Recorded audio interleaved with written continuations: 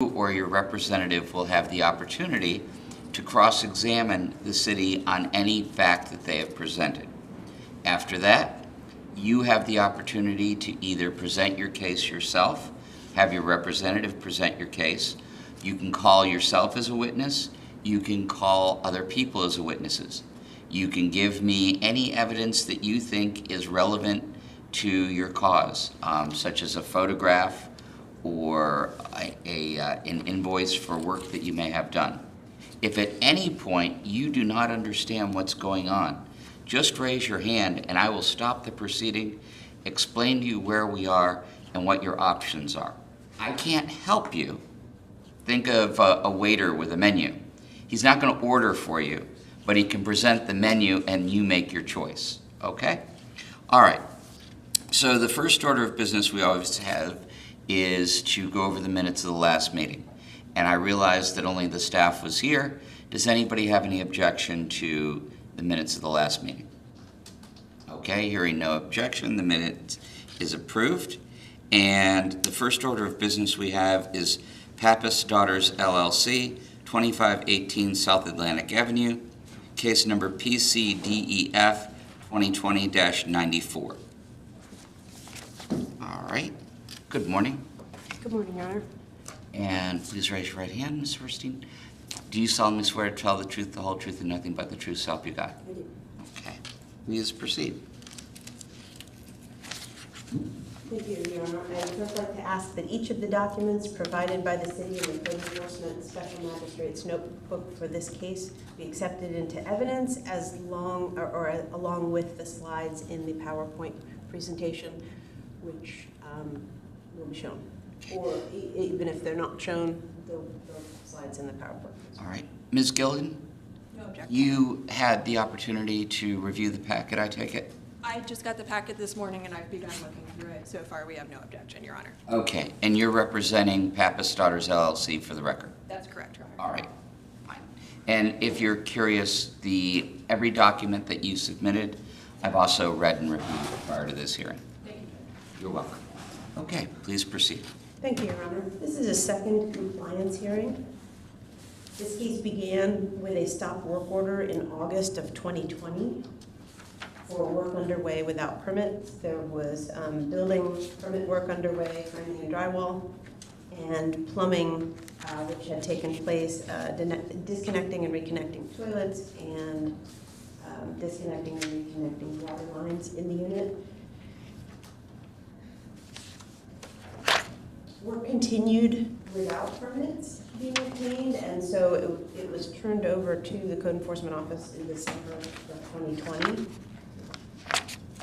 The initial hearing for this case took place March 17th, 2021. The respondent, Mr. Pappas, and his tenant, Mr. Pat Ianecca, were present.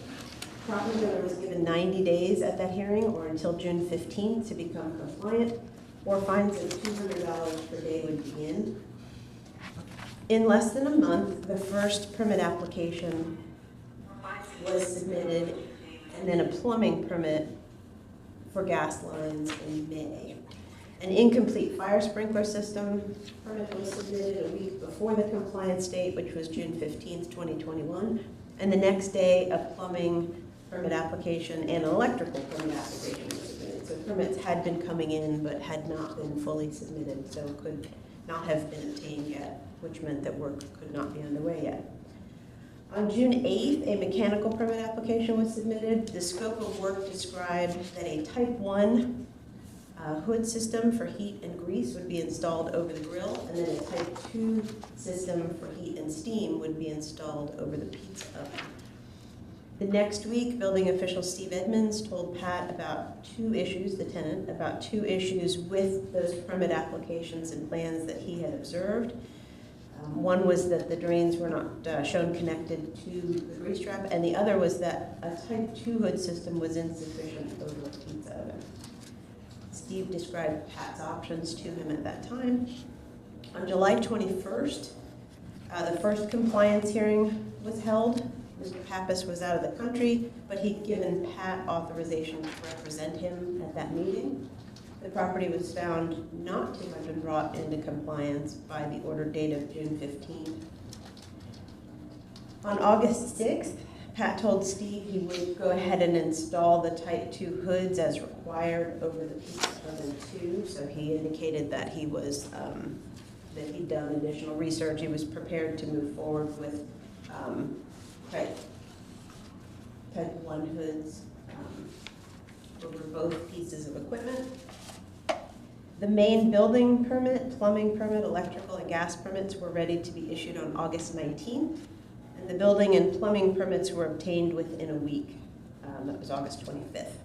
Additional specs were submitted for the hood systems mechanical permit on September 10th, and that permit was ready with the contractor called September 15th and told that it was ready to be obtained. Inspections took place in late September, December, January, March, and April. On April 5th, final inspections for most of the permits failed, unfortunately, including the building permit and the plumbing permits, which were the main crux of the violations that were listed. And if you'll recall, these violations, in order to be corrected, part of the order was not just to obtain the permits, but to have the work final approved. Right. When did they fail? April 5th of 2022. They Okay. failed, most of the permits failed, the final inspections, including the building and the plumbing. By April 15th, so 10 days later, all the main permits had been re-inspected and final approved, including that building permit and the plumbing permit. Okay. So that brought the property into compliance. I hate to interrupt, but with the timeline this long, if I don't, I'm going to lose my train of thought. Certainly. I see the gas line permit was issued on September 27th, and then April 5th, 6 months later or so, we have an inspection that passed. Why is there such a long period of time between the permit and the inspection? That's not a question that I can answer, Your Honor, Okay. but one that would be appropriate for either building official Edmonds when he's called up or the respondent. All right, thank you. Thank you. Notices were sent for a May 2nd compliance hearing. Mr. Pappas described some health issues that he was having, and I offered putting off the second compliance as the property was compliant. I offered putting it off until the June 15th meeting. He accepted. Not long after, I realized we would not be holding a June meeting, so I emailed Mr. Pappas and Mr. Iannacco that they would be on the July 14th agenda instead. Notices were sent for that hearing, and good service was received. 3 days before that hearing, Attorney Gilligan reported that Mr. Pappas had had a death in the family, and she requested a continuance at that meeting to today's meeting, which was granted by His Honor. On August 12th, Attorney Gilligan sent documents to Clerk Sherry Schwab, and these documents were added to the Special Magistrate's notebook. Today, the city is bringing the property before you for consideration of accrued fines of $60,600 for 303 days of non-compliance. And to this point, all administrative fees have been paid. Before I call Steve to the podium, I would ask that the city staff is requesting either an order number 12, which is imposing the entire fine, or an order number 13, which is reducing or rescinding accrued fines at your discretion.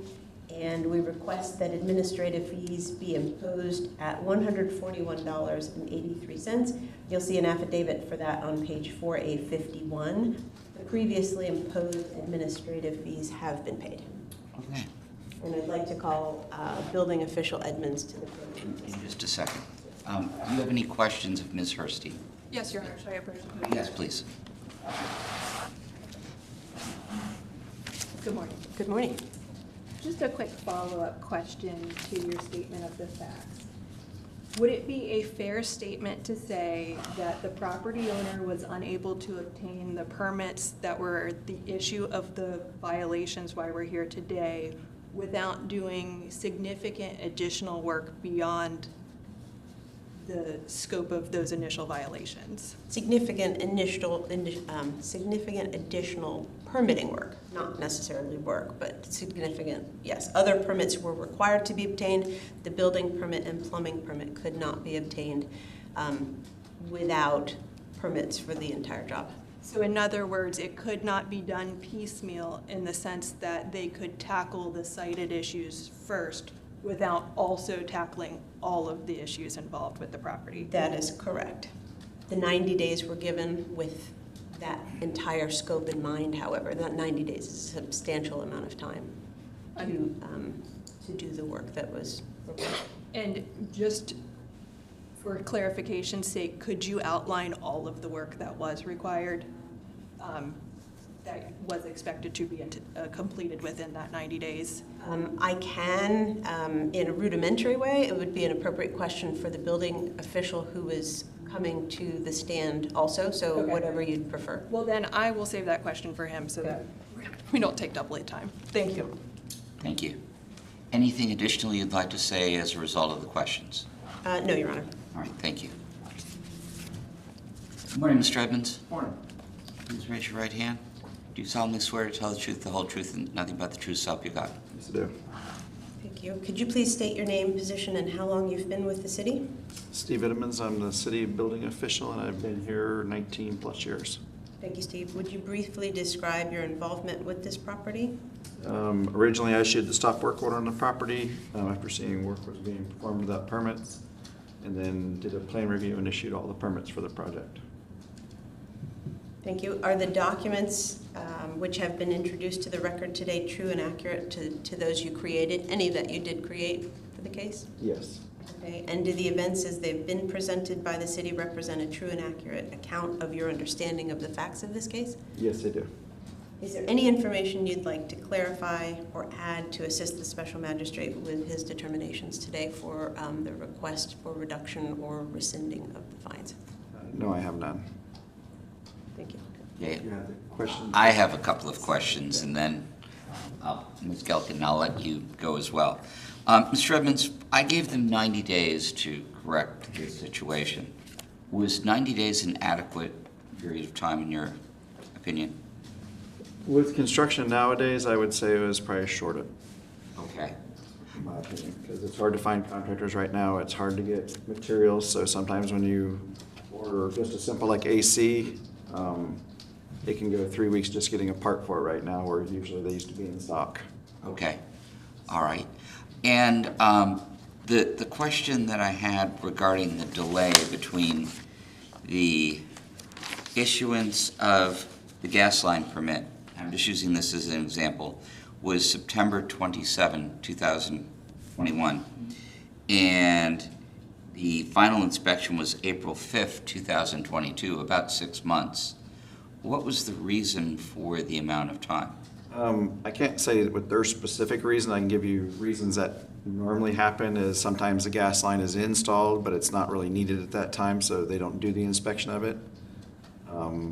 Because that's usually like a last minute thing that needs to be completed. So inspecting it early doesn't really gain them any time or anything like that to move forward anyway, so sometimes it just gets put on the back burner until they're ready to do all of them at once or something. Okay, when a merchant or a landowner requests an inspection, how long does it typically take the city to go out there and have a look at what they want? Less than 24 hours usually. Okay. And I take it from when you first discovered that there was unpermitted work going on and there was a stop order issued, did you go inside the property to look around? No, just look through the windows. Through the windows, okay.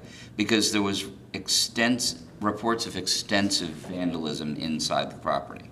Yes. And were you aware of water lines being cut and other things like that? I did not personally see them. I know the owner had mentioned that, and also the tenant had mentioned it. Okay. As well, back then. All right. I appreciate you answering my questions. Ms. Gilligan? Morning. I believe you heard my question to Ms. Herstein. It's fair to say that the permits required and work required in order to take care of this issue went beyond just getting permits for the improper installation and reinstallation of the toilet, correct, and such? Well, the stop work order was because they not just removed the toilet, it was they also started framing Right. bathrooms, things like that. So yes, all the permits need to be issued at once, because you can't just replace the toilet, put it in the wrong spot, and then start over when you get the permit, the rest of the permits to fix it. But we also heard talk today about mechanical permits for the hood and vent system. Yes. That goes beyond the scope of the initial violations, correct? I don't know if I would not say that the hood system was part of the violations, because there was no hood system there. Sure. It was being reused and reconfigured without any kind of permits, and so the hood systems were part of that reconfiguration. Right. And so in the process of getting the proper permits for that, is it fair to say that that the city won't issue things piecemeal? In order to correct the violations, they basically had to renovate the whole property? Right, well, we can't issue a permit piecemeal, because we can't issue, like I said, a permit to fix one thing when it's not, when you're gonna reuse it for something else later that's gonna change the use of what you just issued it for. Right. Because then usually owners will call us and go, hey, why'd you let me put in this toilet and it's the wrong spot now? But in other words, and I understand the city's reasoning for doing that, but in this instant, by doing that, they were continuing to accrue daily fines while trying to complete all of this work that was beyond the initial violations. Well, I mean, originally it was the owners that came in that said that that's what they were doing. Okay. You know, when the tenant came in, I think, and Mr. Pappas came in originally, you know, that was the intent, was to do it as a pizza restaurant Right. originally, and so we do that as a whole, yes. And I think this was covered at the last hearing in July of last year, but once a certain amount of work is done or required to be done on a property, if they had previously been grandfathered in for certain ADA compliance, they are no longer grandfathered in, correct? Yes, well, you're required to by code, is you're supposed to remove architectural barriers, so it depends on your remodel cost. And because they were doing and once they demoed it, there was no way to put it back wrong. Okay, You know, so because that's what the area they demoed was the bathroom, and they were trying to make it ADA compliant, and it was not, what they made it was wrong still. so is it fair to say they couldn't simply put it back to the status quo? They had to go beyond what had been the status quo to make it now fully compliant? Yes, because they demoed it. Okay. No further questions. I have another question. In reading this, the hood system, initially either the tenant or the owner wanted to put in a type 1 hood, which was for a light duty appliance, and you had a discussion with them regarding the pizza oven being either light, medium, or heavy duty. How long did this indecision delay the project? Months. Okay. It's actually a type 1 hood. The type 1 hood is the more restrictive hood. The type 2 is meant for steam, for dishwashers, things like that. He has another restaurant in another municipality that they allowed him to do the type 2 hood over it. There's been a lot of discussion through building departments and through building codes, and where they've all clarified that now that they want them under the type 1 hoods, and so the current code specifically does not say, it says basically for type 2 is only for steam usually, or anything that was required. What I relayed to the tenant was, because he was the one that was doing all the work and installing it, he had two choices. It was either put in the type 1 hood that met code, get with the manufacturer of the pizza oven and get them to say that their pizza oven was allowed to go under a type 2 hood, which is less restrictive, and he could not get that information from them. Okay, So upon either initial type 1 hood. reading, I found it hard to believe that an oven that runs between 450 and 500 degrees is a light-duty oven. And I was trying to figure out how that added to the project, whether it was the city or the tenant trying to go a little less expensive that delayed the project a couple of months. Yeah, obviously the type 1 hood compared to the type 2 is a lot more expensive, and that's what they were trying to get away from, was spending the money for it, for the type 1. Okay, I appreciate that. May I ask a follow-up question? Of course you can. You stated that it was it was clarified eventually. It sounded like there was some debate over the issue amongst the general jurisdictions and people who make these types of decisions. I think you said it was then clarified that this is how it with should the be. current building code. When did that clarification occur? I think almost 9-10 years ago. Okay, but it was happening in Mr. Iannaco explained he was operating a restaurant over the bridge where.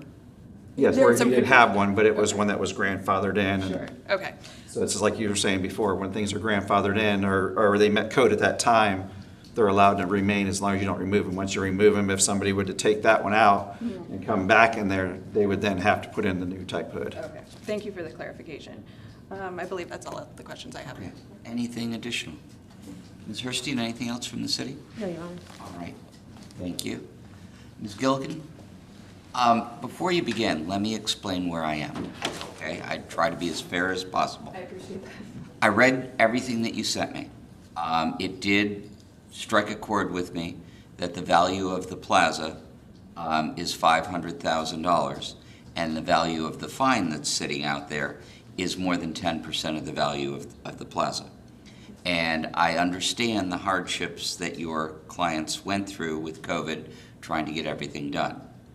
You have to show me, in reducing the fine, that there were periods of time where the fine was running, that it was not their lack of due diligence that prevented the property from moving forward. Do you understand? Yes. Okay. And I would like to clarify a point on the value of the property. That is for the entire plaza. I will present the testimony from Mr. Pappas that this is 1 unit out of 16 in the entire plaza, so the actual value of this unit compared to the fine is even more disproportionate than just the. And I understand that, and from time to time you read in the paper about people's houses occurring $1 billion in fines on, a small property. Yes. But that inequity in and of itself is not grounds for me to reduce the fine. So what I'm looking, and while I believe it's practical, I want reasons why there were obstacles to overcome that they were, in their ordinary due diligence, were not able to overcome. And I certainly plan to present some testimony on that, Okay. Your Honor. I just want to clarify that that is part of the code that would be considered in the factors in making your determination of reduction. I will call Mr. Iannaco at this time. If you could step up for some testimony, please. And I do not believe he's been sworn in. Okay. Should we have Mr. Pappas stand at the same time and they can? Sure. Swearing out Please also come up, Mr. Pappas. exhausts me, so we'll just do it all at once. And it's Iannaco, and would you be the Pat that people are referring to? Pat? Yes. Yeah. Okay. All right, gentlemen, please raise your right hand. Do you solemnly swear to tell the truth, the whole truth, and nothing but the truth, so help you God? Yes? No? Yes. Okay. All right, Mr. Pappas, you can go sit down until your attorney would like to call you. If you want to sit in the front seat there, or you can sit, I'm assuming, next to your wife. Thank you. You're welcome. All right, you may proceed. Could you please state your name for the record? Patsy C. Iannaco? And are you the tenant of the property at issue here today? Yes. And when did you come to lease the property at issue? I think it's in 20. Sir, I need you to speak up a little bit more. April 20th? Pull that thing towards you a little better. There you go. April 20th? Of what year? 2020, I think it was. Okay. Okay, so can you please describe the condition of the property when you came to rent it? When I took it over, all the electrical outlets were cut, all the plumbing was cut. So when I had the water turned on, for the city to turn the water on, which we didn't know on top of the water meters, all the water came down, trenched all the sheetrock, and that's how it started, us taking the sheetrock to stop the mold. And then we pulled the toilet bowls out to get behind and cut all the sheetrock. Okay, let me stop you there. So did you take these actions realizing that you needed a permit for that type of work? Well, I knew eventually I was gonna need a permit, but this was just to prevent more damage to the property. Okay. So I knew we needed a permit, But I didn't know I would, yeah. You knew that you would need, and Oh, yeah, eventually need without it, a but you doubt. didn't, did you believe you needed it at the time you removed the toilet out? No, just wanted to stop more mold causing, so we cut all the bottom out. All right, did it come, once you realized that you were going to have to hire contractors. Well, first, let me back up. You realized at some point in time you were going to need architectural plans, correct? Not architectural plans from an architect. I didn't think that. I think it was just, doing the electrical work, the plumbing, which would have been required as the contractors gave me the estimates. I would have presented to the city. And then putting the hood system in the hood. So I didn't think it was that. I think you misunderstood my question. At some point in time, did you come to find out you did in fact need the actual architectural Yes, plans? from Steve, yes. Okay. And so did you go about getting those? Yeah, then we ended up doing it 3 times. In fact, when you came to the initial hearing, you had the architectural plans in your hand. The correct? second hearing I did. And- Second hearing. Or if we look back on the, you had the, okay. At the first hearing, you asked for 60 days to come into compliance, correct? Yes, You thought you could do it in that time? yes, and then. And then, It's impossible. after that hearing, you realized the architectural plans you had were not sufficient, correct? Sufficient, correct. So what did you do then? So, and then we got the architectural plans, and then Steve Morph, I think, for the elevations on there. So it was done like 3 times till it finally came to approve it. So without the architectural, he couldn't approve the permits altogether to start the project. If I could ask a question while we're in this timeline. I note that according to your attorney's timeline, your architectural plans were completed on May 17, 2021. Permits for the plumbing were pulled August 25, 2021, 98 days later, and a building permit was pulled September 9th, 2021, 112 days later.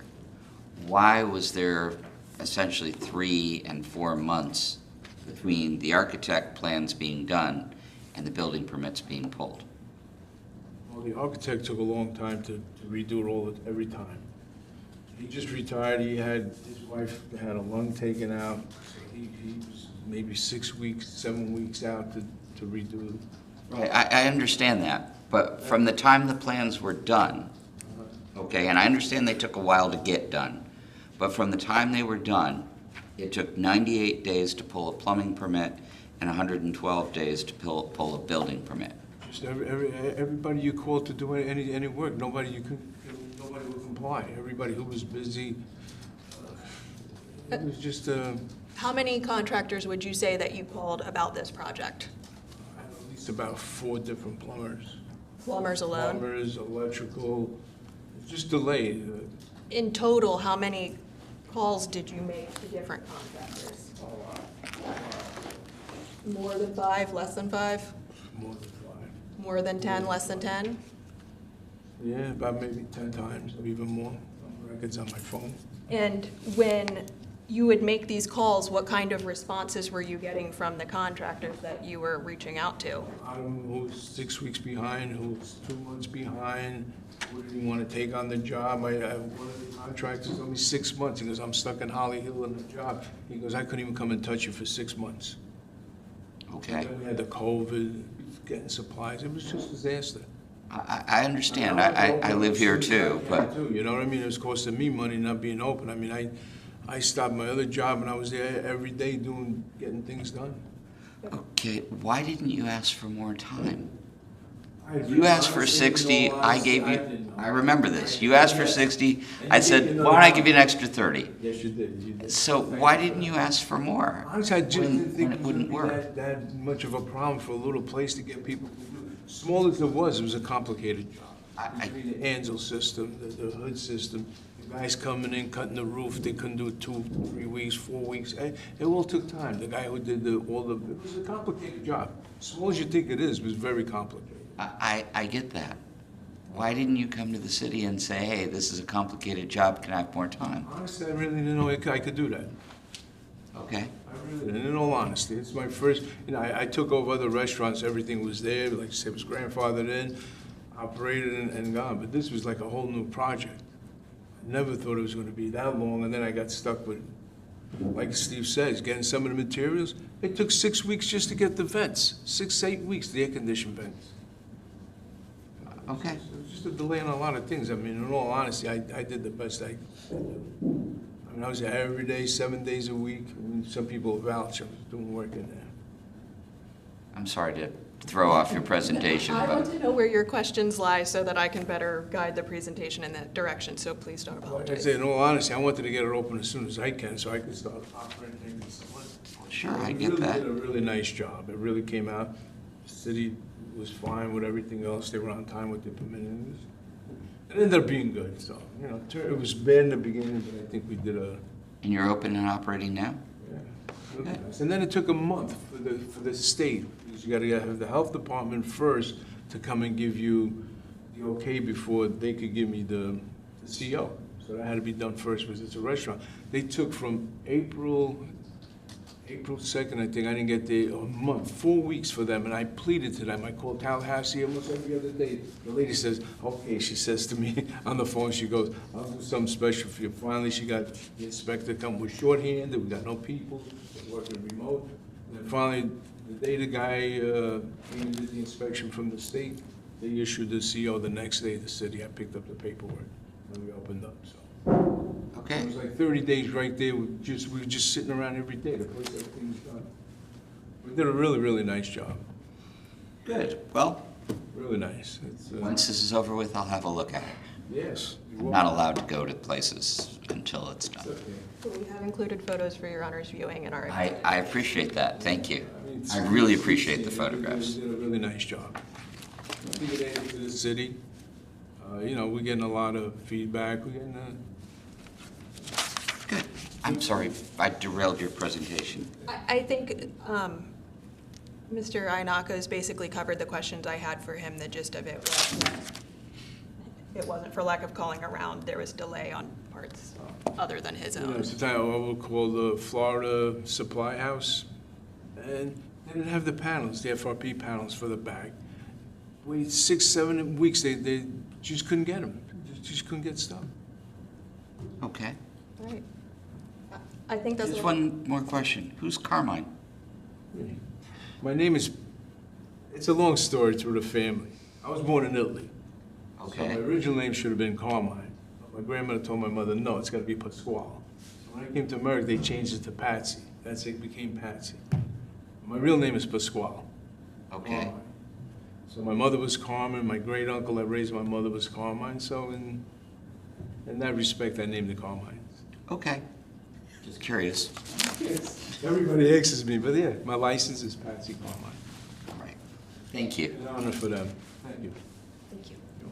Mr. Pappas. Your Honor, Yes. may I ask? Yes, I apologize. She's going to ask, Mr. Inaka, can you come back up? Ms. Herstein has a question for you. Good morning.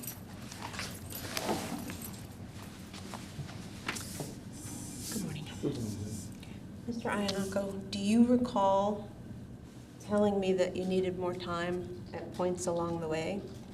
That you weren't able to get it done, and me explaining that we don't provide an avenue to extend that compliance date that you're given, but that we do a second compliance hearing, which is what we're doing right now, to give you an opportunity to explain why it took longer? And do you recall us having that conversation? I had a lot of conversations with you. You've been helpful, I gotta say. Okay, I just want to make sure that I clarified for the record that we actually don't have a process to have extended it out along the way. Right. Today is that opportunity, so. Yeah, but like I said, you know, I was there every day. I understand. I actually just wanted to make sure that the record was clarified in your favor in that regard. Yeah. Thank you, Ms. Herstein. Thank you so much. Appreciate it. Okay, thank you. Mr. Pappas, could you please come back up? Could you please state your name for the record? My name Chris Pappas. And do you own the property, or are you a member of the LLC Pappas Daughters LLC? Yes, And does the LLC own the property that we're here today to discuss? yes, How many units are in that plaza? 16. And how many units does Carmine's Pizza take up in that One plaza? unit. I'm sorry? 1 unit. Okay. And during the time that it took to fix the issues in this building, did you collect rent during that time? Did the LLC collect rent during that time? I collect the deposit the time we signed the lease and the first month. And after this, he tell me the same problems you hear from him, and struggling for permits and this. And I talked to the city, was very nice, explained to me every week, every 2 weeks I visit them, and nothing I can do, you know. And I just have passion, you know, to finish the building. And I don't know why it takes him so long, but it was complicated. The man before me on the unit, crashed it really. I never see catastrophe for 55 years I'm in business. I never see that much. Pull the wires out of the walls, you know, everything, cut the pipes off on the top of the hot water here. And let me ask you a question about that. Did you pursue criminal charges against that person or sue them? He left, he got back to Dubai. So in other words, he left the He country? left the country. So you didn't think it was worth it to pursue him for the damage he caused? You know, and nobody. He has problem with his 2 sons and drugs, you know, and they left country, you know. So you did not collect rent after that initial deposit and first month's He don't rent? have no money, you know, I mean, he's going, I don't even know if he's gonna finish the place, you know. And would it be fair to say that that you have missed collecting out on roughly $30,000 worth of rent during the time it took for this to come into compliance? Well, I'm European, I'm like him, you know, I feel sorry, you know, I have passion. Right, but just to clarify my actual question, you missed out on the LLC missed out on about $30,000 worth of rent, correct? Your Honor, Yes. it's not, can you ask him to please speak into the microphone? Sure. Mr. Pappas, not only do I have to hear you, but this is being electronically recorded. I'm sorry. And while I can see you and somewhat read your lips, the microphone can't. So could you please speak up a little louder, okay? Okay. Thank you. Okay, what's the question? You missed out on collecting roughly $30,000 worth of rent during the time it took Yes. this to come into compliance, correct? Yes. Okay. And actually, I think that about covers it for my questions for Mr. Pappas. Okay. Mr. Pappas, I do not have any questions for you. Ms. Herstein, do you have any questions for Mr. Pappas? I do not, Your Honor. Okay. Thank you very much. Thank you. Appreciate it, you know. The city hall treat me good for years, you know.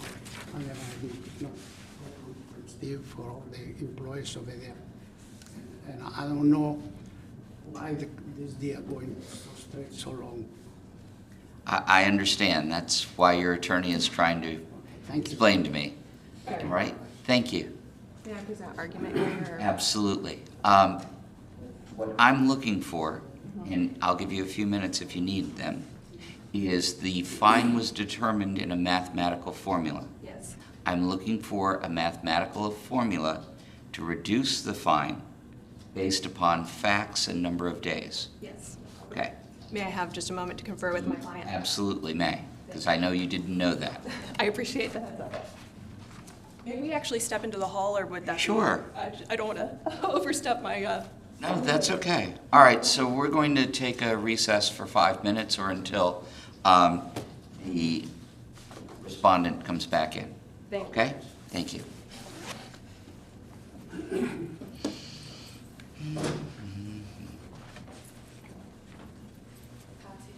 stay in there. I just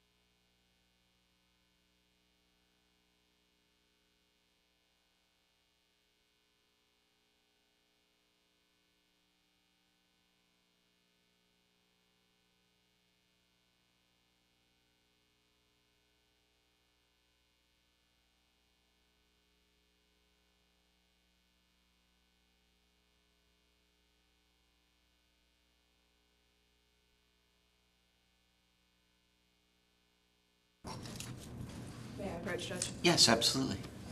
Are you ready?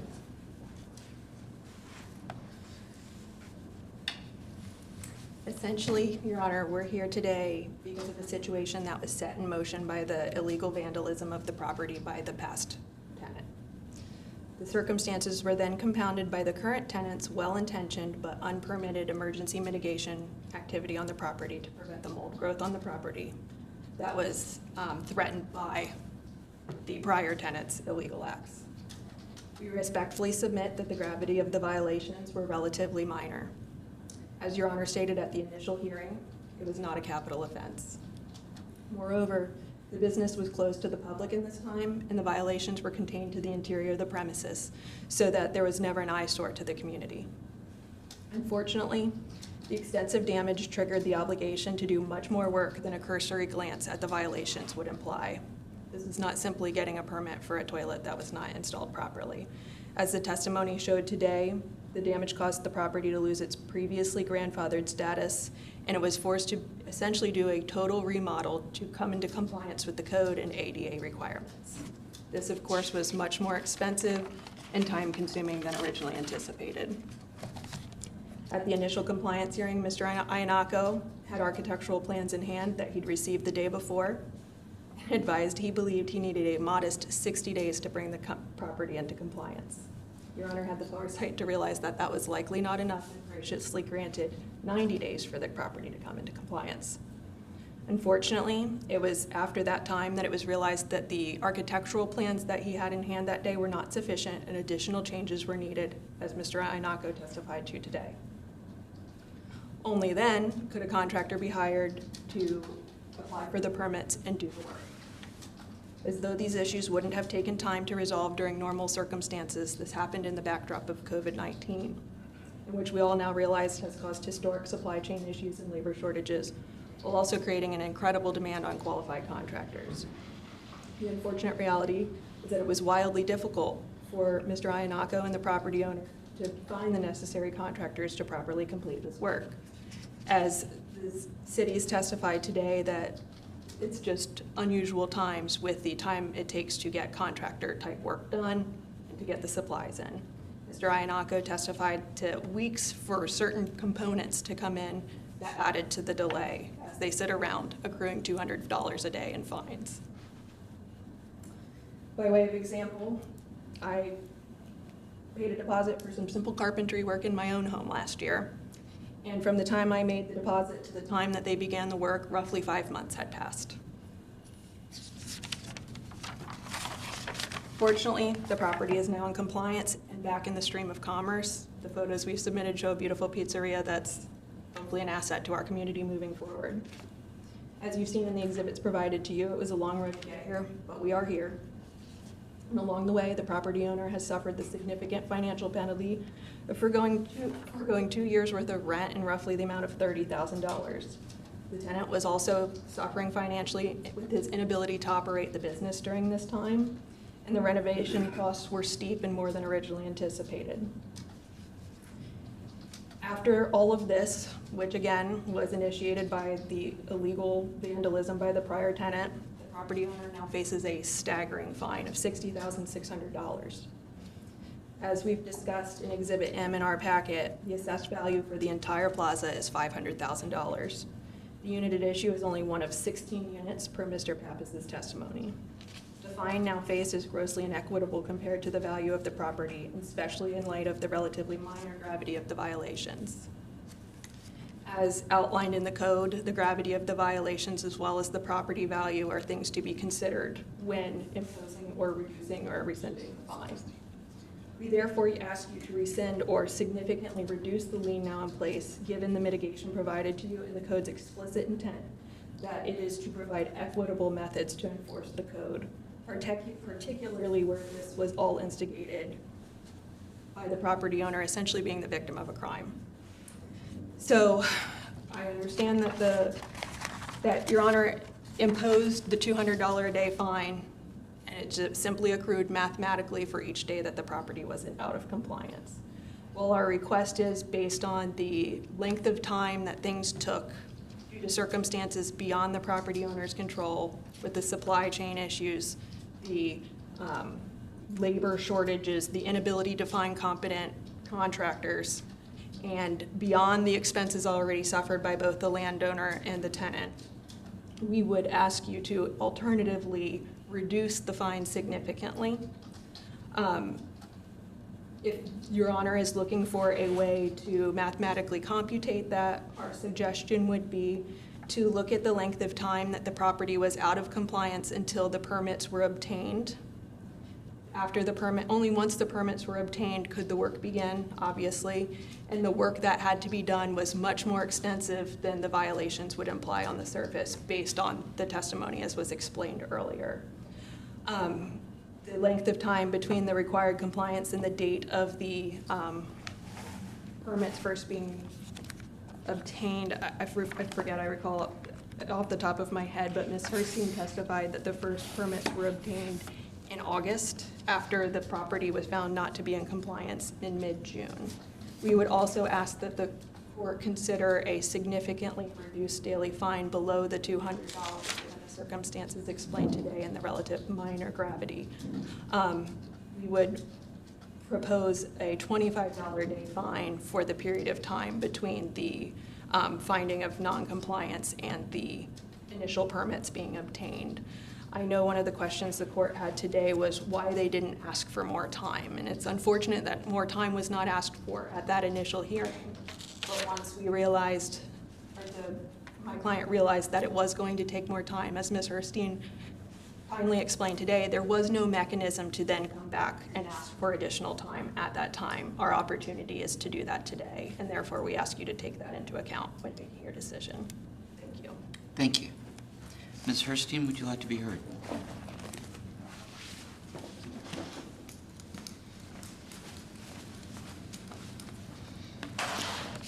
Your Honor, the Code Enforcement Office is not, it's really not the place of a code enforcement officer to make a recommendation regarding reductions. At times we've said, please don't reduce below X amount of time for staff time that went into the case. There is not a reduction request that we have for you, or we're not lodging an argument against, though I think that, I'm not sure that that time frame was exactly right about the June to August. I haven't double checked that, but I can answer any questions that you have that, which would, or I can try, which would help you make your decision. I am fine. I don't need any Thank you. additional guidance, but I do need a minute because unfortunately, as we hit different timelines, I wrote numbers down.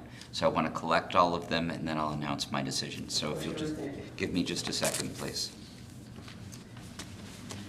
Put that.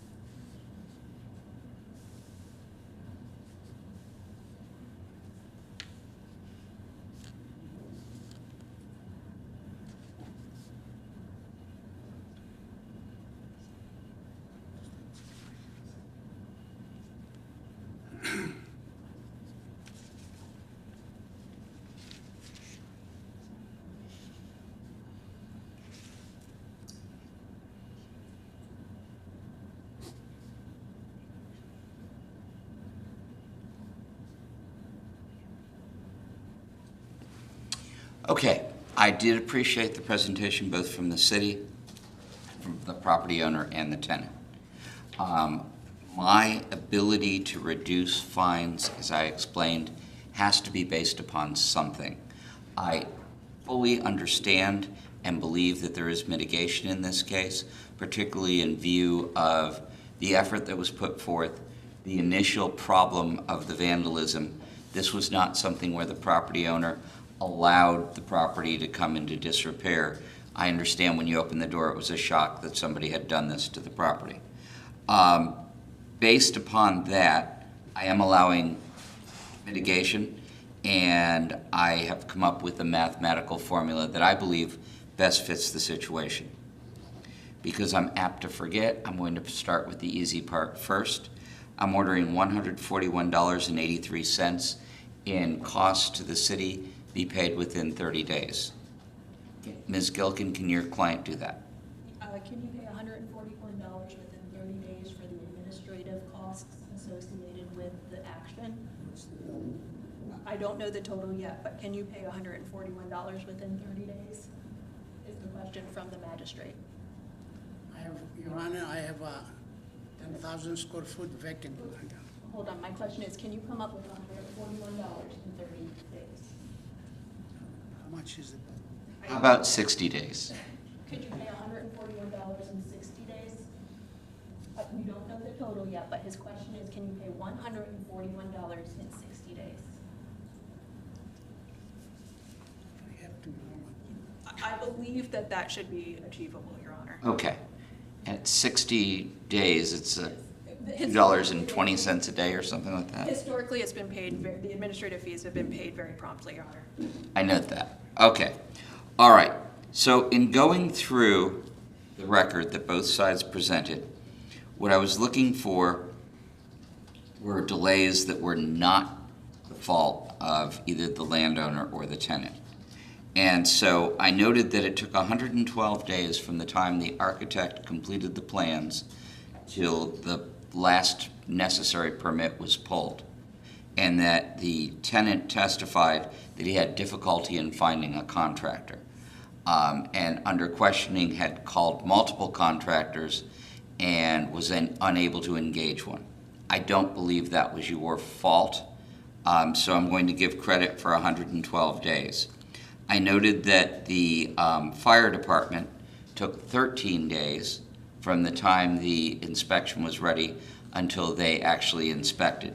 This is separate from the building department and code enforcement, so I'm giving 13 days. 10 days that the health department, from the time that you were ready to have them come until you were able to get your CO. And I'm allowing 42 days for supply chain problems. Mr. Edmonds testified at one point that it took 6 weeks to get something as opposed to when a part was generally in stock. So I'm allowing 42 days. So that's 177 days that I do not believe was the fault of the owner or the tenant. Times $200 is $35,400, leaving $25,200 in fines. Ms. Herstein, how much time am I permitted to give?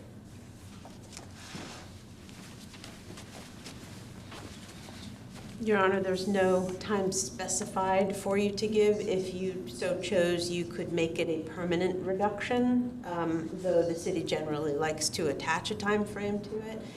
We also like to like it and support you speaking with the tenant directly to ask how long they need Okay. in order to do that, to make the payment. All right, I appreciate that. I understand $25,200 to a brand-new business that is trying to gain its feet and get a following is an awful lot of money. Do you have an opinion as to how long this will take? Yes. I don't know which one of you is going to pay it. Would 1 year be sufficient? I do not know, Your Honor. I mean, historically, it's my understanding that a city would have the lien for the amount that is remaining, which is the 25,200. Right. And then the lien would live on until it's either satisfied or the city takes action upon it. That would be my request, rather than giving a specific time frame to pay that. The reason I'm trying to give you a time frame is I don't want interest to accrue.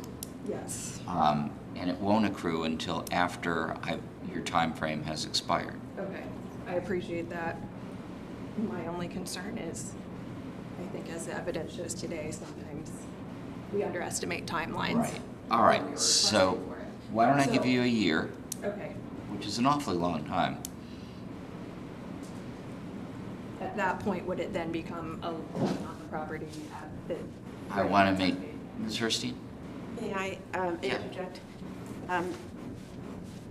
Typically, what we have done is requested that the fine be reduced, and if not paid by a certain amount or by a certain time, revert to the original amount. If instead you choose to reduce the forever, the amount, that's also acceptable. Perhaps you could reduce to a certain amount, and then if paid within that 1 year, that it be somewhat less. That would be an incentive to make the payment, but also permanently reduce it if you so chose. Okay. Reverting to the original amount does not take into account what's been discussed today. So sometimes that's not something that's desired by His Honor, but, or previously by the code. All right, so what you're saying is I can give them, I've got the 60, I've now got the 25, and I can give them a lower incentive payment than the 25. It's not something we've ever done. The other two pathways where you'd either give a time frame to pay, or it would revert to the original fine, or that you just reduce it and it sits as a lien. That's the pathway that has been taken over the last 16 years, but I also see that another pathway is possible if you so chose. Your choice. I guess my first position would be that under no circumstances would I wish for it to revert to the $60 original fine amount. I can well imagine. I feel as amenable to that. I feel as though that the circumstances today, the court found that there are mitigating circumstances, and to erase that basically because they're unable to come up with $25,000 in a certain time period would not serve justice or the equity as though the code implies it should do. So my first statement would be that under no circumstances would it go beyond the $25,200. I would have to speak with my client regarding the options further if the court were inclined to offer some sort of lower amount as an incentive if paid by an earlier time, without knowing what the court's amenable to doing. Okay.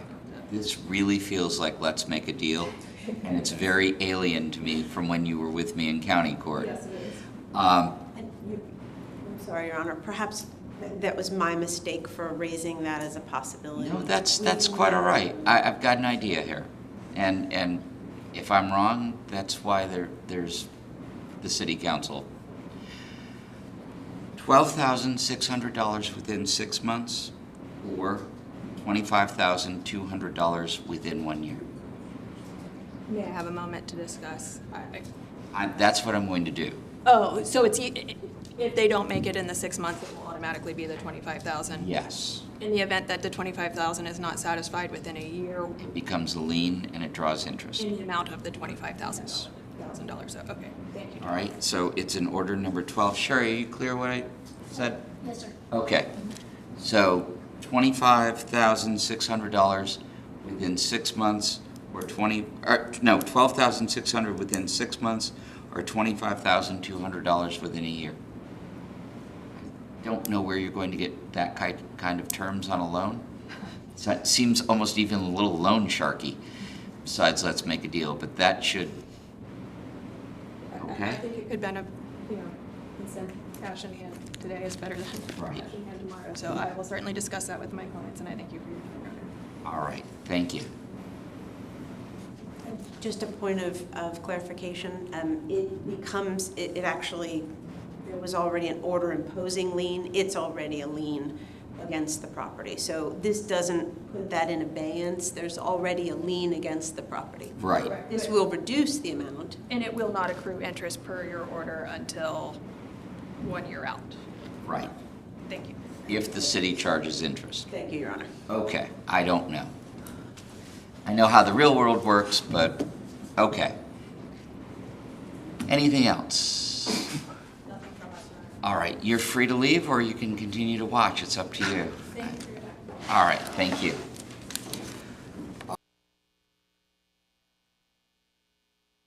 Okay. Next case is National Retail Properties LP, 2112 South Atlantic Avenue, Daytona Beach Shores, Florida, CDEF 2022-2. And this is the Dollar General, or again, or is it Dollar General or the other one? It is the Dollar General, Your Honor. Okay, I know there's two dollar stores with dollar names in it, so. I would note that there is no representative, once again, for a national chain. But this is the second time that this property has been brought before you for this case, and this is the second time that they have not sent a representative. I do know that the on-site management team works very hard and is there almost every time I go. So I think that they're working. I don't think it's a lapse on their part for not being here. But I also noted that you had several visits or telephone conversations with regional representatives of the chain, and That's didn't correct. seem to, go ahead, I'm sorry. That's correct. That's correct. I will say that it is my understanding that there is work taking place, if not today, yesterday, and the day before on the property.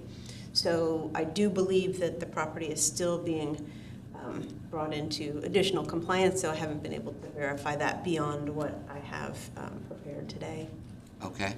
though it's not compliant yet. All right, would you like the packet into evidence? I would like to ask that all the documents be provided. The city,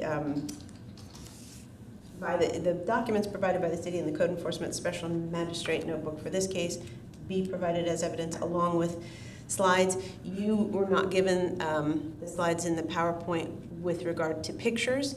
If we do not go through them item by item, that will be at your discretion. There are 13. Well, I saw them last time. These are updated pictures showing that certain pieces were not brought into compliance by the compliance date. But whether or not you choose to see them today, I'd ask that those be part of the evidence packet. They are in the city clerk's notebook as they would have been presented to the respondent had they been present. Well, since I have to make a finding of in compliance or not compliance, I would like to see the slides. While I trust you implicitly, again, there has to be a record made. Absolutely. So I would ask that just not only the notebook that you were provided, but also the full PowerPoint be admitted into evidence. Will be. Thank you, Your Honor. This is a first compliance hearing for a case which began December 21st with 27 violations. 4 of these violations were fixed before the initial hearing, which took place April 20th of this year.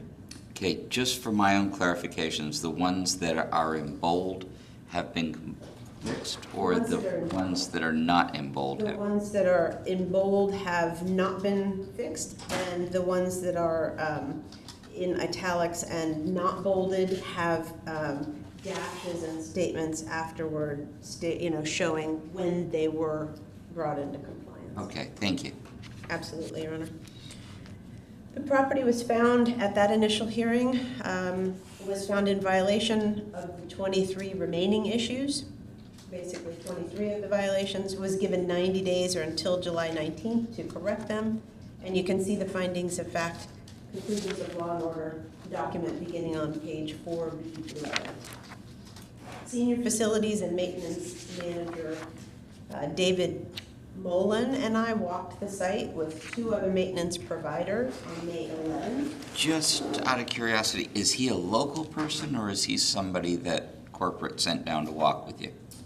He is, I do not believe that he is local. I don't know for sure where his home base is. I have his card, but I don't have it in front of me or with me. But I do believe that he had to travel to be here. Okay.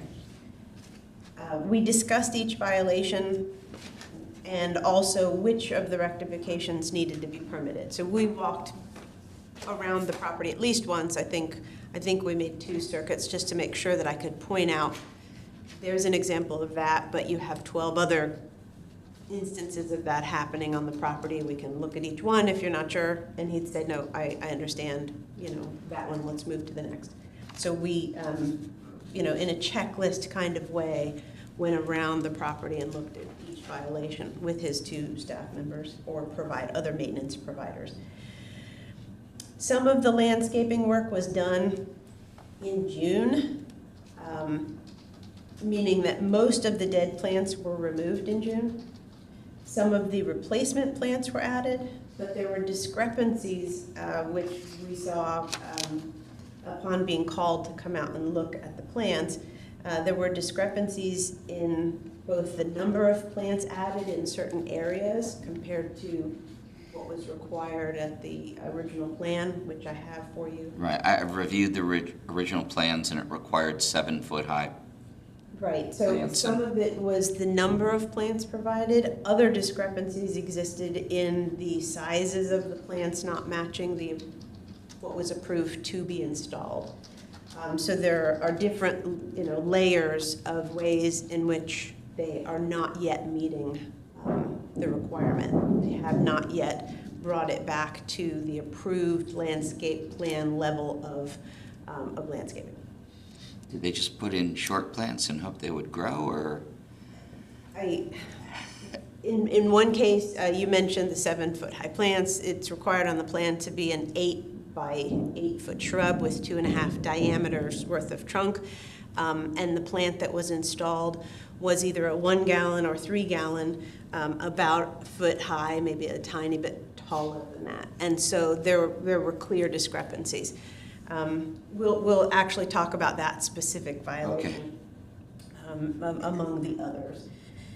The July 20th, the day after the ordered compliance date, I re-inspected and found that compliance had been achieved for 10 of the 23 violations, but that 13 violations remained non-compliant by your order date. You can see the affidavit of compliance partial and the affidavit of non-compliance beginning on page 4B22 and 4B25. Notice of first compliance hearing was generated and sent, was also emailed and hand-delivered. Hand-delivered it to the general manager. Good service was achieved on that notice. And now I'd like to just walk you through pictures. I have only unhidden, basically, the 13 violations that have remained after the compliance date. But if you should care to see any of the 10 that were made compliant, I can certainly unhide them. No, thank you. This is a screenshot as of August 12th of this year, and you'll see that at this time they have obtained the mechanical permit for the unpermitted ductwork repairs. That permit has been issued. They also have obtained the permit for the vegetation and tree removal. And those are the 2 permits that they have obtained. What's missing here is still a building permit to rectify the issues on the dormers and cupolas. So they've requested 2 and gotten 2, but they haven't requested the 3rd yet. And Right, and additionally, I should point out, and I think I have these slides, I have it circled later on, but the mechanical permit, you can see, was obtained on that top line. It says permit date. It was obtained on August 10th, and that was beyond your July 19th deadline, even to have obtained the permit, let alone having the final inspection. I did learn that the final inspection was set up either this morning or yesterday to take place on the 24th. We definitely have inspection times before that, but possibly somebody wanted to come from out of the area to be present for that inspection. I can't be certain, but Okay. that has been set up to be inspected. This one carries a different curiosity with me because, like the last one, we were dealing with a local owner who had control over the property. I don't imagine the general manager has control over the property. It probably comes from the person that came and walked the property with you. And I'm just curious as to whether or not they actually have any urgency about this or even care. I would say that because I have had a number of conversations, I would say that people do care. I'm not certain about the urgency, although I'm happy that people are back, further rectifying violations yesterday and the day before. I would say that I have had I have had repetitive conversations with different entities who are representatives for the property. There are a number of different companies involved, and each of the companies have specific tasks that they're supposed to be taking care of. And there seems to be some overlap and some that don't have anybody taking care of them yet. So it's been a little bit frustrating, to the point that the last time I sent an update, I sent it to everybody that I had emailed with about this property from the beginning. And that's what I've included all 6 of those individuals on every single update since. So that, and I even went as far as to say, may I please have one contact with whom I can work, with whom we can do these walkthroughs for reinspection, with whom I know or have confidence that they're coordinating this effort to become compliant.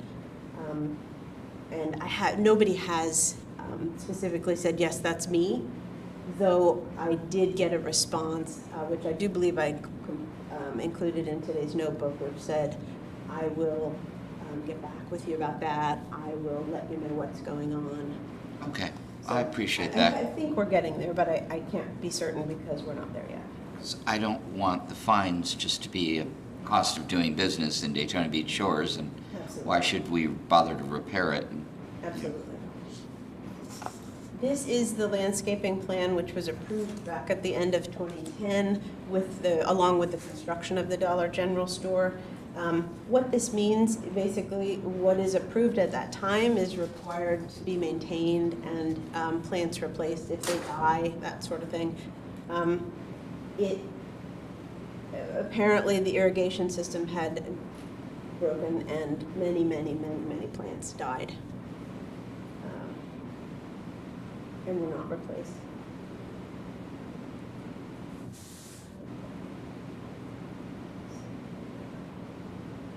Okay, we're going to look at those slides that I just skipped over a little bit further. Violation A, exterior AC ducts were repaired without permits.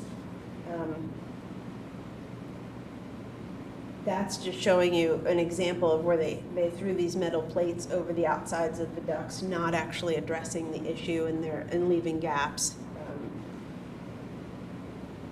But what I wanted to show you there is that this permit was obtained 8/10. We talked about that of this year. It was just recently obtained, not by the July 19th ordered compliance date, to have it not just permitted but final inspected and approved. Violation C is that required landscape plants have died in places along all sides of property. Some have not been removed, none have been replaced. That was the original violation as it was stated. Obviously, since that time, some have been replaced. However, the next slide will show you basically the blue box I've blown up for you in this slide. And I'm showing you that red box around the area that we were just looking at. You have the pictures again above. That blue circle is around this particular type of ground plant that you see, and it shows that there are meant to be 19 of those in place. So it got down in April. By April 7th, they were down to maybe 3, and maybe one of those is a whole different kind of plant even. So they did put some of the plantings in place, but when last I was at the site, there were 12 and not the required 19. That's one example of how they're planting, but they're not getting it all the way back to the required plantings that are meant to be in each of the individual areas. Do you have the ability to go back a couple slides? Of course. To where? Stop. In the upper left-hand corner, there's trash leaning against the building. Yes, sir. Has that been removed? Perhaps those particular pallets, but I will show you in a further slide that that violation has not been rectified any time that I've been back to re-inspect. Okay. I can't say that those pallets weren't removed, but there are pallets in their place again. Okay, thank you. Sorry to interrupt. No, absolutely, please. Here's another view from another, this is the west side of the property. The picture above shows you what it was like when it was originally installed. And the picture below was when I did the initial inspection back in January of this year. This picture below, on the below right, was taken July 20th, and you can still see huge gaps, though those replacement plants have actually been placed. The little 1 foot tall plant as opposed to the 8x8. They did ask a question in an email, which I also provided for you in this notebook packet.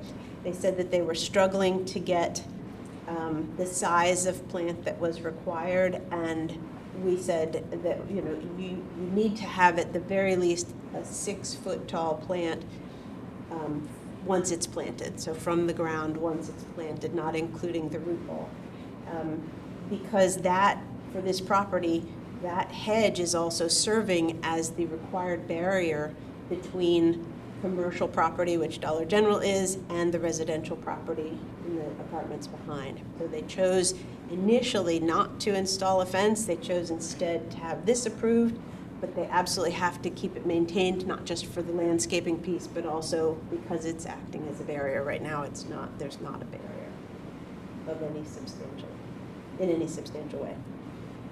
There's a picture of another side. Basically, you can see the upper left picture. That's the way that the plants were installed. Most of the palms have stayed alive, which is great, but all of most of the ground cover hibiscus were died, and you can see that in the January 4th picture, the yellow tag in the middle. And the follow-up inspection, at least some of those have been installed. But we have not done a count at this point because we've not been called to be told, yes, it's 100% ready.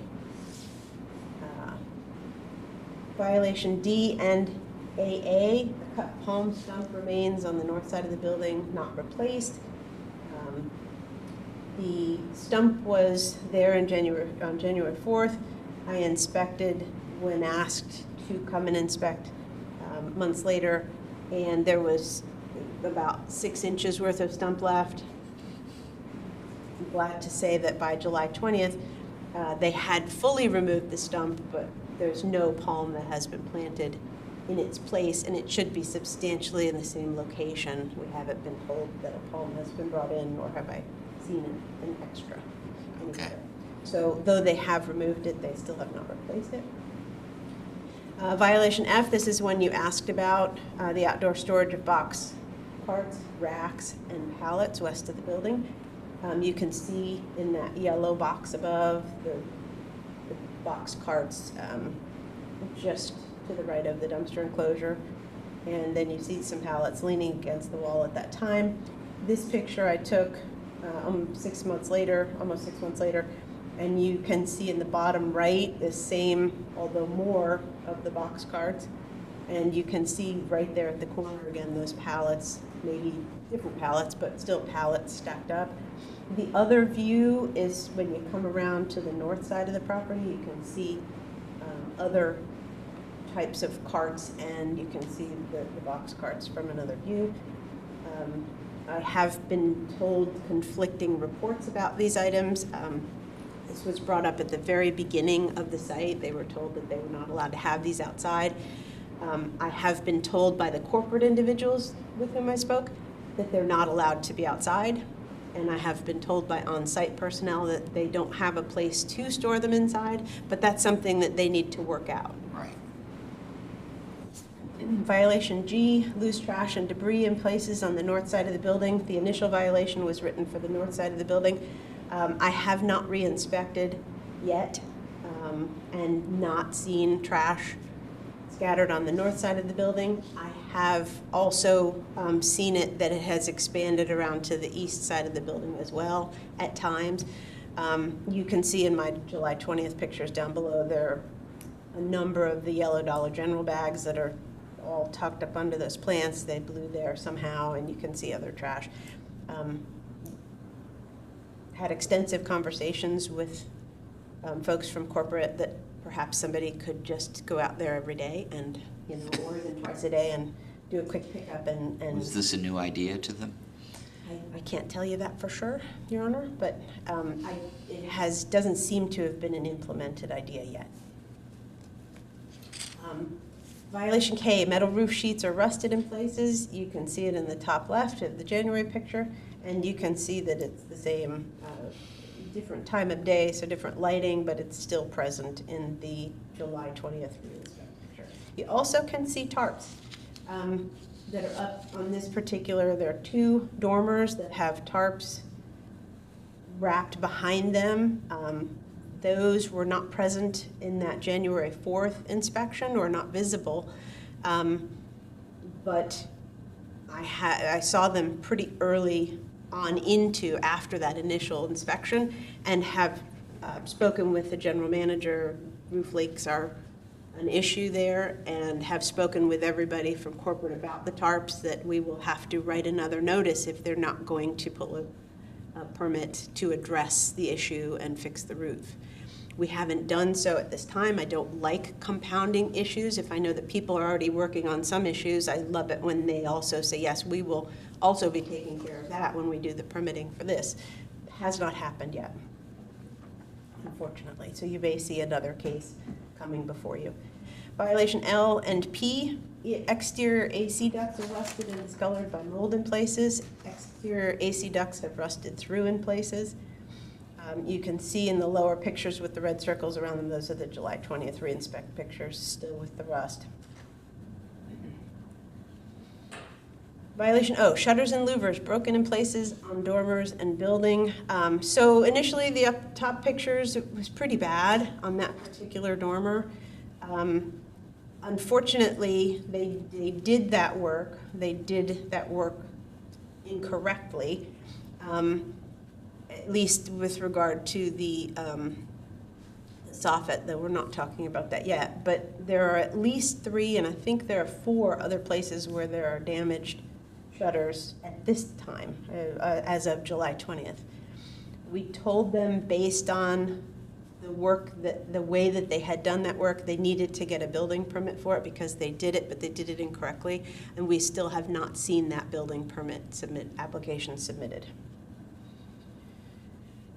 Violation Q, fascia discolored by rust on the west cupola. You can see it in the upper left picture. You can see the same exact spot in the lower right picture. And then there are other areas of rust around fastening materials, etc., that are on the cupolas.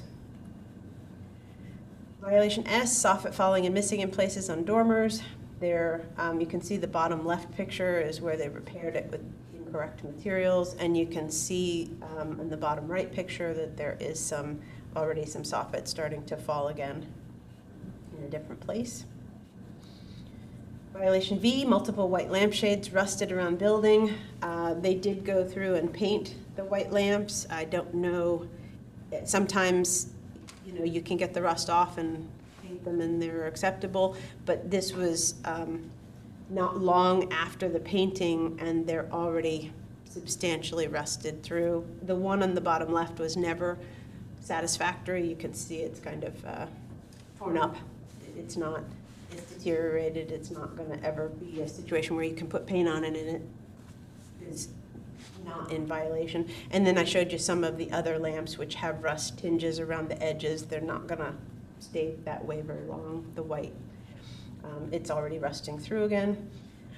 And those are the 13 violations that were not brought into compliance by the July 19th compliance date. Okay, I haven't shown you the compliance that they did achieve, and they have achieved some. We're bringing the property before you requesting an order number 11, which is finding that the property remained in violation past the ordered compliance date of July 19th, and imposing the fines of $250 per day until compliance is achieved. We also request administrative fees of $85.53. There's an affidavit for that on 4B38. Paired with the previously unpaid administrative fees of $149.09. The total fees owed would be $234.62. And again, in addition to these pictures, you have been provided with, like I said before, the affidavit of non-compliance for these 13 items, and that starts on 4B25. okay. Are you sure $85.53 reflects your cost? You walked around the building a couple of times. You met with all of these people. That seems unusually low. What we do, Your Honor, is actually assign a minimum cost based on how many mailings we send out. For one address, it's slightly less. It's another $6 to $7 to $8 for 2 addresses that we have to certified mail to. So what we can include in these administrative costs is not my time. Okay, There are times when you are reducing or you have a request for a reduction before you that the city will say, we request that you not drop the fines below $1,000, $500, different amounts based on the estimated amount of city time that has been expended, but those are not hard costs. Those have been deemed by an Attorney General opinion to be not something that you can recoup through an administrative proceeding like this. okay. However, reducing a fine not below a certain amount is an entirely different animal. Sure. Okay. All right. Hearing no rebuttal because no one from the respondent has chosen to show up, I'm going to issue an order number 11, order that fines of $250 per day attached to the property and run until compliance. Find that $85.53 in costs is appropriate, plus there's an outstanding amount of $149.09 for $234.62 within 30 days. Thank you. Thank you, Your Honor. All right. Is there any other business to be transacted today? I note that the next hearing is Thursday, September 15th at 9 a.m., and then October 20th, which is also a Thursday at 9 a.m., and then the final meeting of the year is Thursday, December 1st at 9 a.m. All right. Thank you, everyone. I appreciate it. Thank you, Your Honor. Is it 10:35? Yes. Yes, sir. I hate that clock. I know. Thanks, Steve. Thank you.